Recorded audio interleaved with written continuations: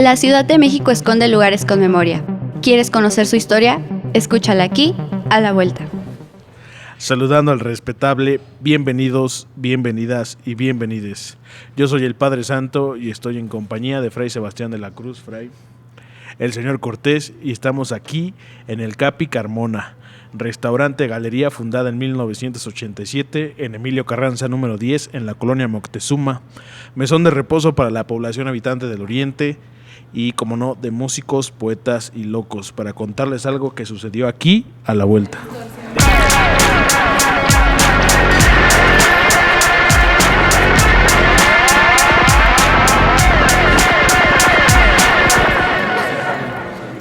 ¿Qué pasó, Fray? ¿Cómo está? Muy buena tarde, Santidad. ¿Qué tal se encuentra?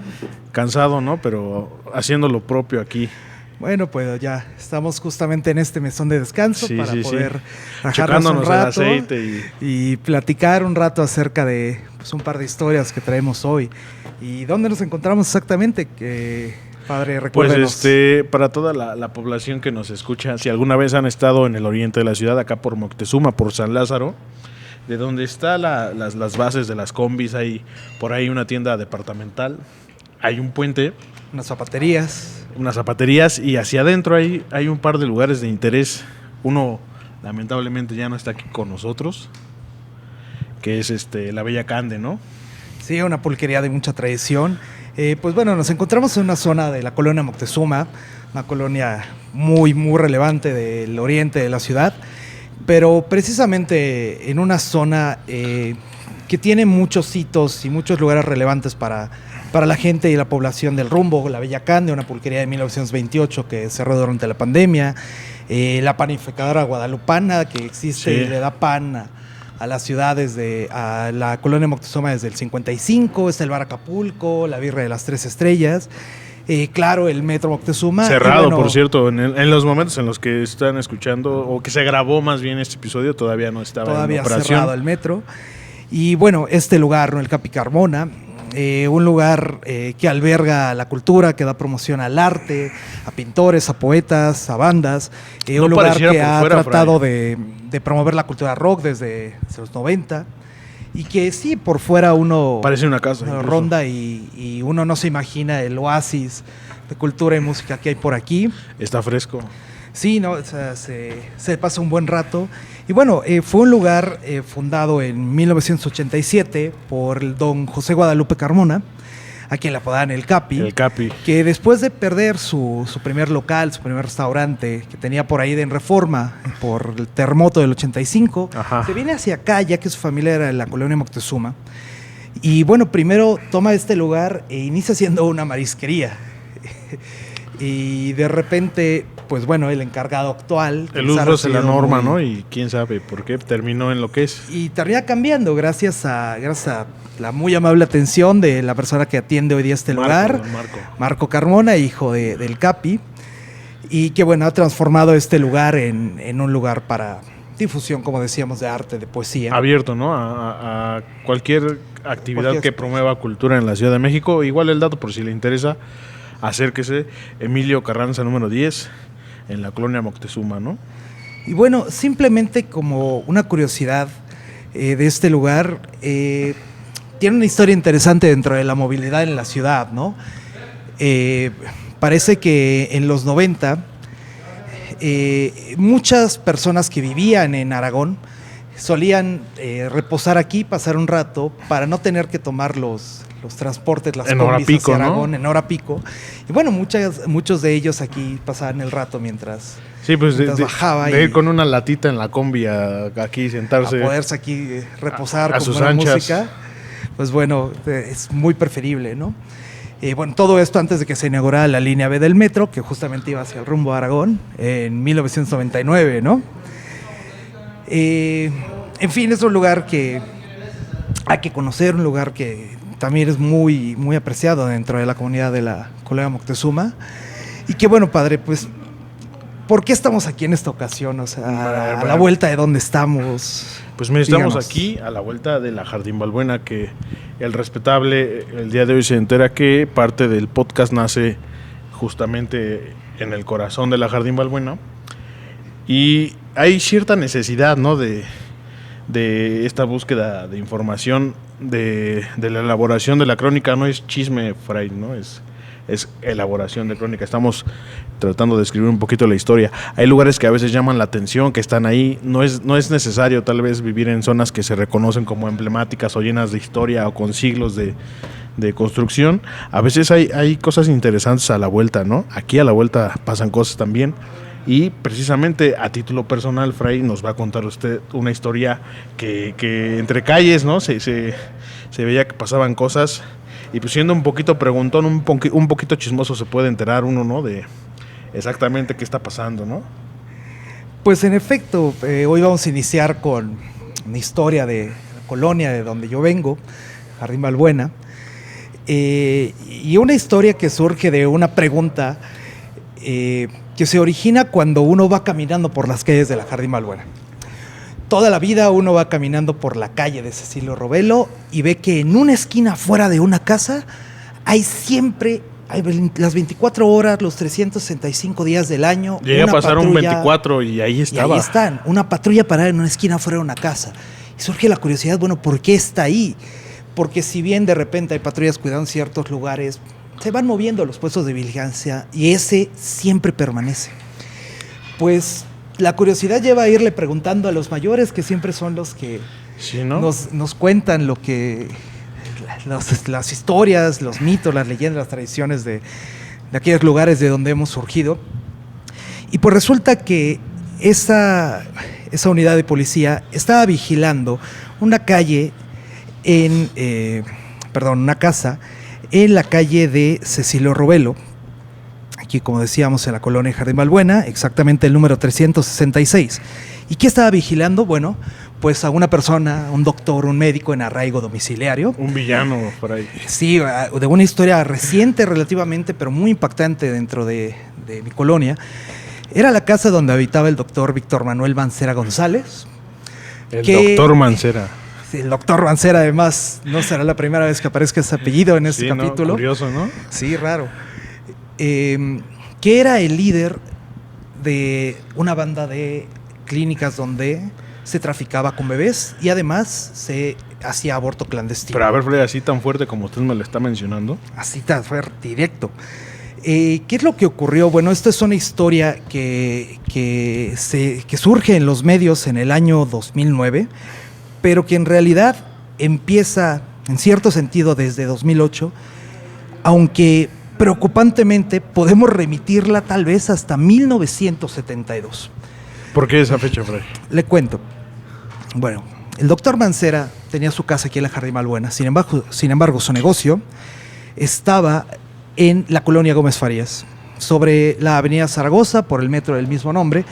Tenía un hospital llamado Central Oriente, que le pertenecía desde 1972. Y ahí tenemos registro de que junto con algunos cómplices operaba una red de tráfico y compraventa de bebés. A los bebés les llamaban los cachorritos. Y además un lugar de facilitación de abortos. ¿Cuánta venta de bebés habrá habido desde 1972? No lo sabemos. Pero en el año 2008 supimos de esta situación. La Procuraduría General de Justicia del Distrito Federal. ¿A cargo de quién, Fray? A cargo de Miguel Ángel Mancera, el posterior jefe de gobierno, inició una investigación porque una mujer víctima de este grupo de delincuentes, llamada Vanessa Edith Castillo Guzmán, que en aquel año 2008 tendría unos 25 años, ella tuvo a su bebé dentro del Hospital Central Oriente, allá en Zaragoza 491, y durante el parto pues ella estaba inconsciente y nunca vio a su bebé, aunque la oyó llorar entre la anestesia probablemente.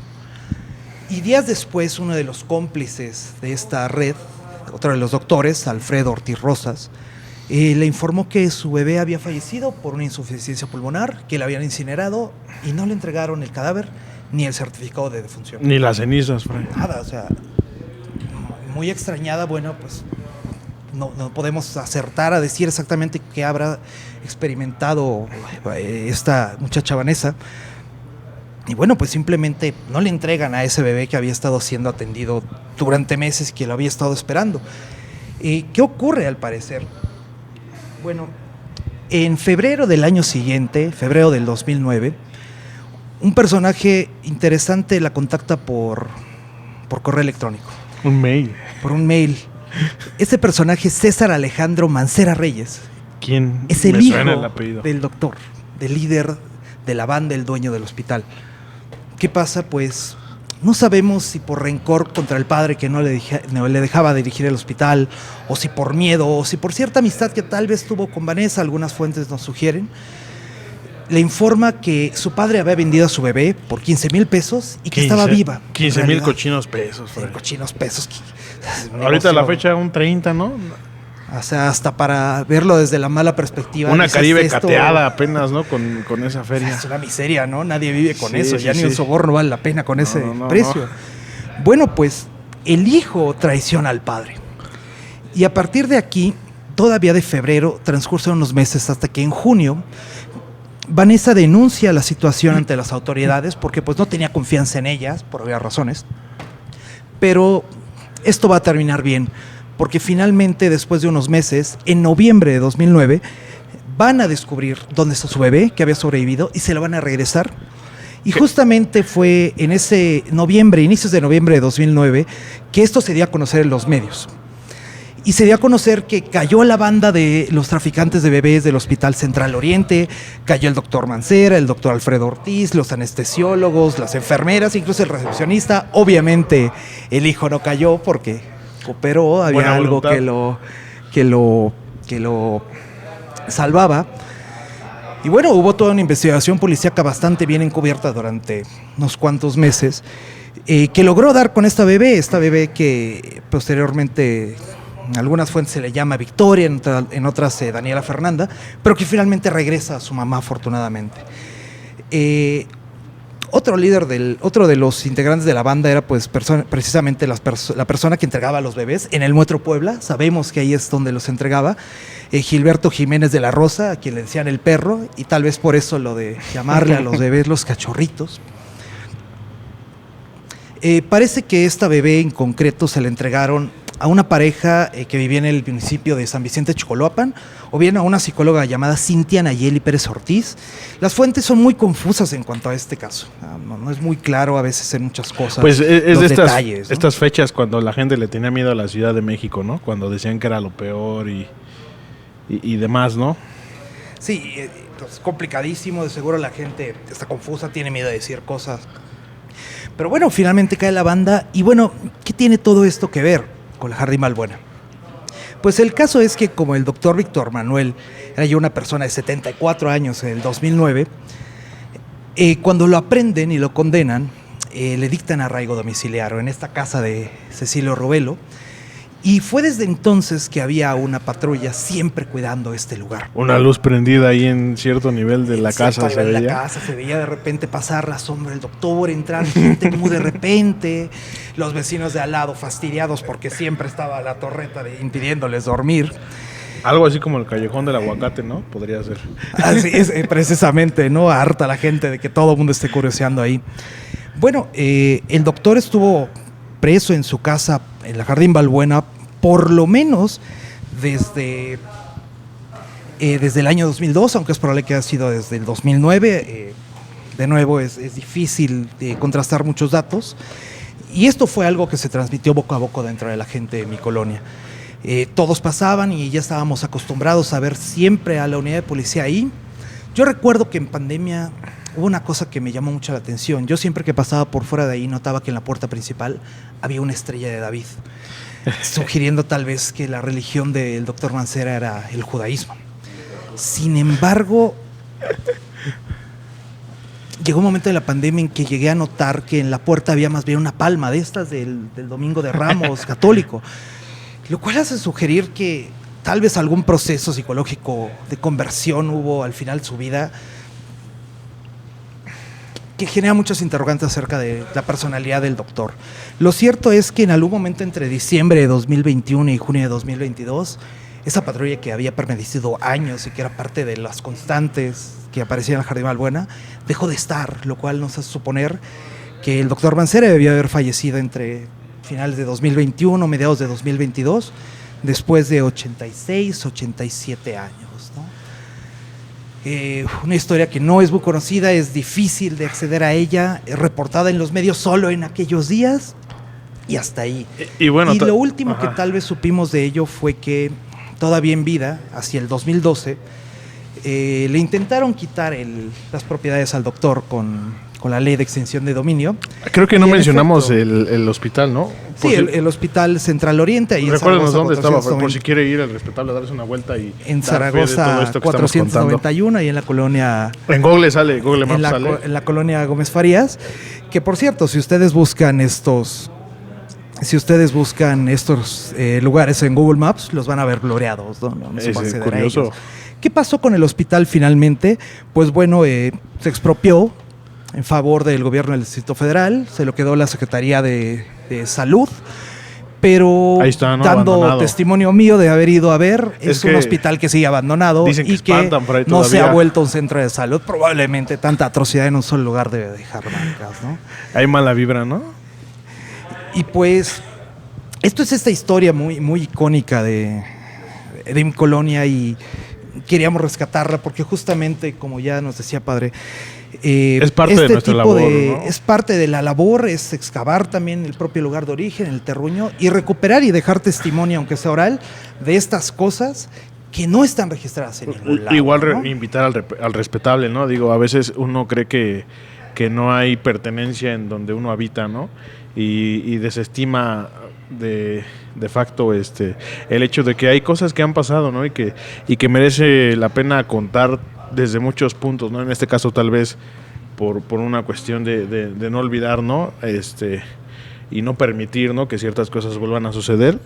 Y pues eso, que sean curiosos, invitar al respetable a que pregunte si de repente algo ahí se ve raro, hay una inscripción, un santo, un altar, cosillas así, ¿no? Siempre hay cosas interesantes de las que uno se puede enterar y a lo mejor de repente usted agarra ahí hilo de algo que estaba a punto de ser olvidado, ¿no? Y lo pues, logra salvar, ¿no? Hay que salvar las cosas. Y precisamente a propósito de eso, padre, pues bueno, no solo a mí me toca narrar las cuestiones de mi lugar de origen, sino también tratando de recuperar historias que casi nadie conoce y que pudieran perderse. Usted también tenía algo que contarnos, ¿no? Claro que sí, Fray. Bueno, para el respetable, yo soy del sur oriente de la Ciudad de México. Soy de la zona conocida popularmente como la 200, que comprende a la colonia Escuadrón 201, sector popular, Héroes de Churubusco, que están ahí entre Ermita, La Viga y Troncoso. Y pues bueno, ahí yo he vivido toda mi vida, ahí ha vivido mi familia. De hecho, mis bisabuelos llegan ahí a poblar la zona. Y justamente en este sentido de que hay cosas que a veces se cuentan y que quedan al aire. Yo recuerdo mucho que mi abuela, Gelasia Juana Mondragón Mejía, a quien le envío un saludo desde aquí porque me transmite este hecho de manera oral. Y a raíz de eso yo me di a la tarea de visitar el Archivo Histórico de Iztapalapa, donde quisiera agradecer a la gente que me atendió de manera maravillosa, me facilitó lo necesario y no solo a mí, vi que eran bastante atentos con todos. Entonces por ahí si es necesidad de alguien o tiene de repente una tarde libre, pues vayan a darse una vuelta, ¿no? Y síganla en sus redes sociales en Facebook, así como sí, Archivo Histórico de Iztapalapa. Exactamente. Bueno, pues mi abuela me cuenta de este llamado zafarrancho de la 201, así le decían ellos. La palabra zafarrancho yo no la ubicaba hasta que justo por ella la empiezo a oír. Y pues más que nada refiere a una disputa violenta entre personas de manera local, ¿no? Entonces, bueno,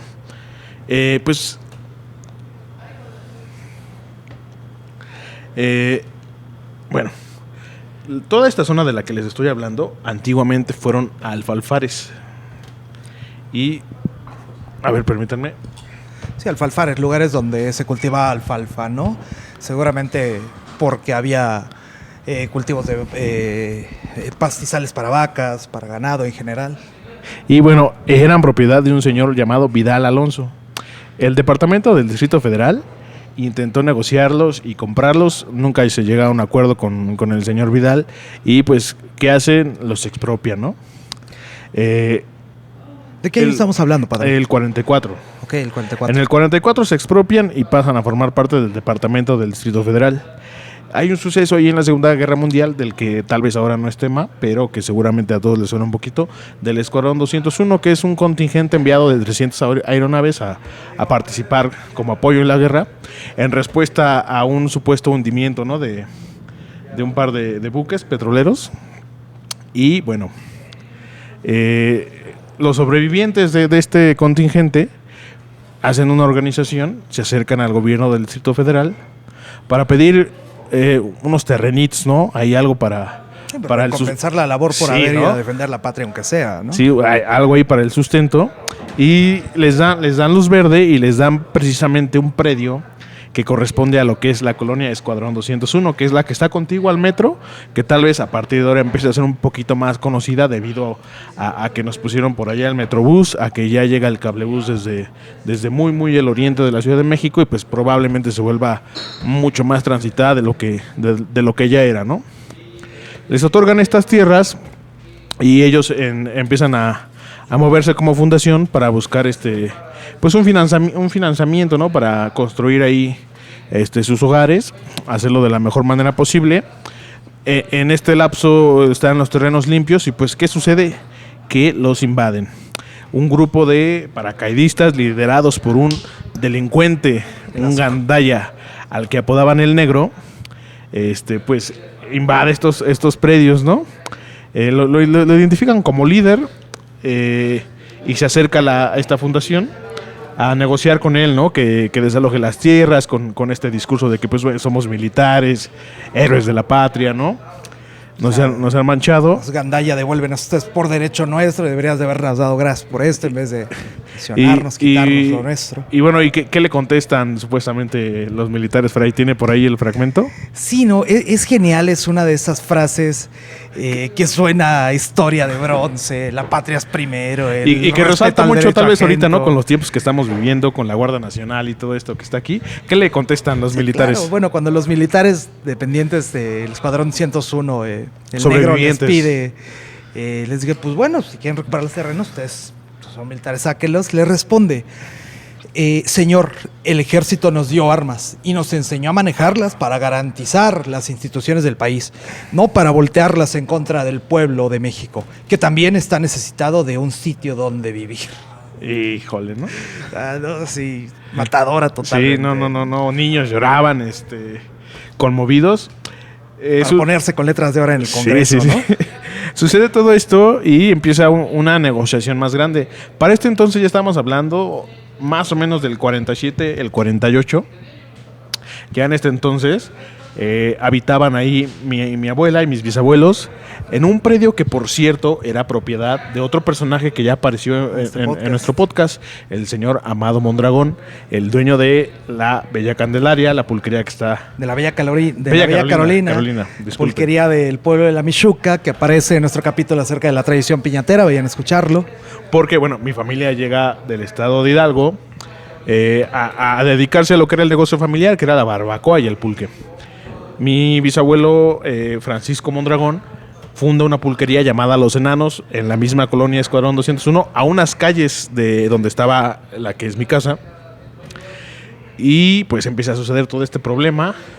Porque hay que aclarar, ¿no? Que en ese entonces los predios de la Ciudad de México, que todavía estaba muy poco habitada, además de lo que era la ciudad central, pues si tú eras un deportista destacado, si tenías los conectes necesarios o si eras justo una asociación, te organizabas, pues te podías acercar y se te vendía o tal vez se te otorgaba.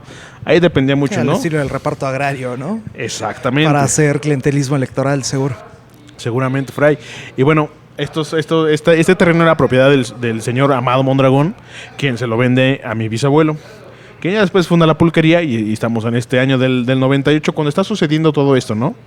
El predio de Escuadrón 201 ya tenía el nombre incluso, el Escuadrón 201, la colonia Escuadrón 201, que es donde se ubica el metro Escuadrón 201.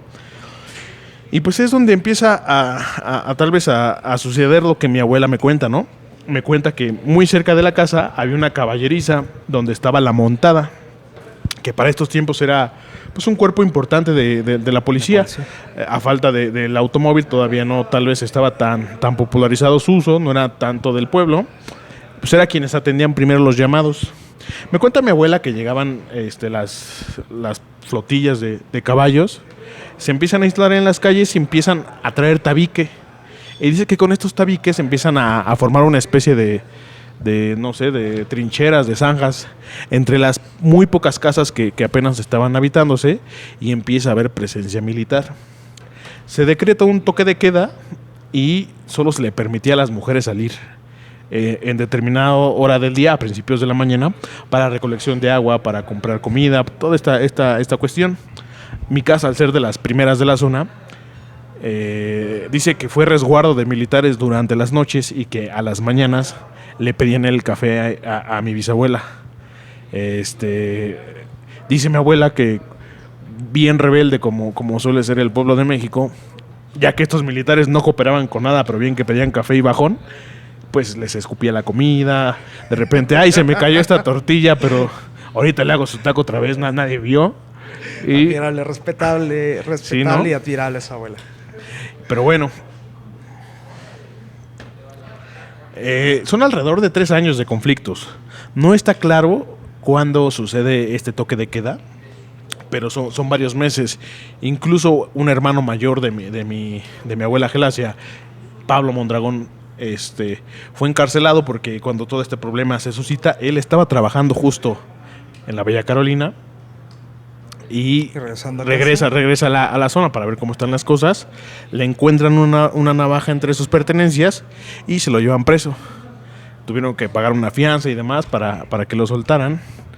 Y hay otro hecho que me cuenta mi abuela. Dice que acarreaban agua de un lugar que ahora es un centro social llamado Lucrecia Toriz, donde había una especie de pilota, fuente, no sé. Ven que una mujer embarazada estaba discutiendo ahí con militares y la golpean, pierde el conocimiento, y mi abuela me cuenta que ve cómo la van a tirar a una zanja en lo que es un camellón que está ubicado en una calle que ahora se llama Rodolfo Usigli. Y pues nada, como siempre se ha hablado, ¿no? Cuando los militares intervienen en cuestiones civiles, al no estar capacitados, suceden desgracias, ¿no? Ojo ahí con la Guardia Nacional y demás, ¿no? Recordar lo que pasó en Songolica hace unos años. Exactamente, Fray. Y pues bueno, esto es parte de la historia que envuelve a mi colonia. Que quisiera también de una vez agradecer, porque toda esta información la encontré en el Archivo Histórico de Iztapalapa, al profesor Alfonso Cuellar Ponce de León, quien fue militar, miembro del Escuadrón 201, sobreviviente, y también poblador de lo que fue Orígenes de la colonia, ¿no? Y además profesor, ¿no? Profesor de dibujo en la secundaria técnica número 59.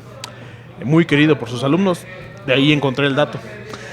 ¿Pero cómo lo encontró, padre? Porque, o sea, parece un personaje de hace mucho tiempo. Mire, si ustedes googlean, dan con el nombre y en foros y mucha gente lo menciona, como que lo recuerdan como profesor, muy entrañable, muy apreciable, y pues él se dedica, ¿no? Es parte de esta fundación del Escuadrón 201, y si alguien necesita por ahí un dato histórico sobre lo sucedido en la Segunda Guerra Mundial, va a terminar inevitablemente en los escritos que son propiedad de la fundación y de los cuales algunos se encuentran en el Archivo Histórico de Iztapalapa. Y pues bueno, ¿qué más queda por agregar, Fray? Pues, por lo que entiendo, esto de lo poco que tenemos de registro, ¿no? Entre el relato de su abuela y los escritos del maestro Cuellar, lo poco que tenemos de registro acerca de este suceso. Aferrarse, ¿no?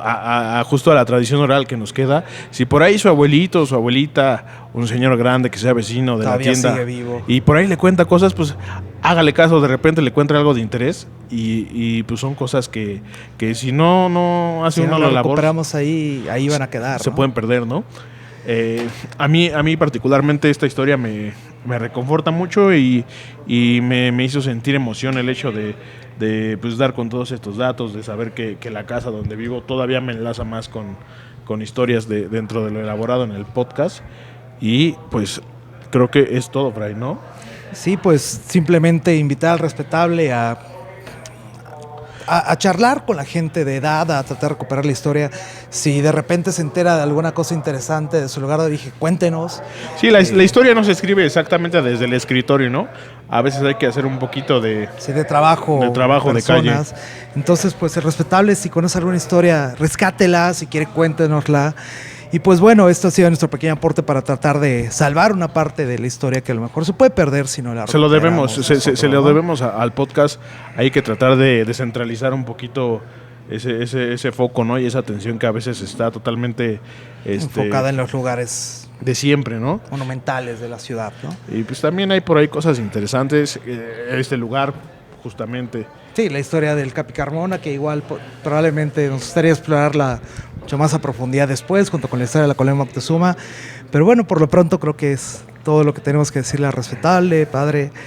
Pues denos sus bendición para podernos ir. Antes de eso, Fray, tal vez sería oportuno mencionarle al respetable que vendría a ser el 5º episodio de la temporada. Se espera el 6, por ahí hay una sorpresa. Un giro un poquito diferente para tratar de entregar algo más de calidad o tal vez más integral, ¿no? Estén pendientes, va a salir pronto porque ese ya está grabado. Y pues nada, una disculpa, a veces pues detrás de la máscara hay un hombre y tiene otras cosas que hacer. Pero pues nada, Fray, ¿algo más? Pues nada, padre, denos su bendición y díganos si nos podemos ir en paz. Claro que sí, Fray. ¿Podemos irnos en paz? Por supuesto. Salud. Aquí a la Vuelta es un podcast de crónica, patrimonio y turismo local de la Ciudad de México, presentado por Padre Santo y Fray Sebastián de la Cruz. Producción, Señor Cortés. Síguenos en nuestras redes sociales como aquialavuelta.podcast en Facebook e Instagram.